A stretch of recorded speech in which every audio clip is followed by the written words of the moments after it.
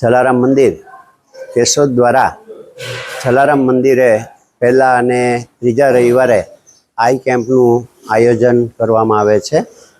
આજરોજ યોજાયેલા કેમ્પની અંદર 250 જેટલા દર્દીઓએ ભાગ લીધો હતો, જેમાંથી 85 દર્દીઓને ઓપરેશન માટે રાજકોટ રણછોડદાસજી આશ્રમ ખાતે મોકલવામાં આવેલા છે। અવારનવાર યોજાતા કેમ્પની અંદર જુદા જુદા દાતાઓનો અમને સાથ અને સહકાર મળતો હોય છે। ભોજનદાતા તરીકે તેઓ અવારનવાર અત્રે નામ લખાવતા હોય છે।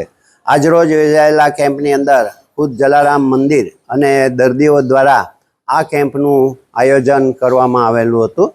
આજરોજ યોજાયેલા 366માં કેમ્પની અંદર લગભગ 86 જેટલા દર્દીઓને મોકલેલા છે અને અત્યાર સુધીની અંદર 25,000 ઉપરાંત દર્દીઓના સફળ ઓપરેશન રાજકોટ રણછોડદાસજી આશ્રમ એમના સહકારથી જલારામ મંદિર દ્વારા આ ભગીરથ કાર્ય કરવામાં આવેલું છે। જય જલારામ।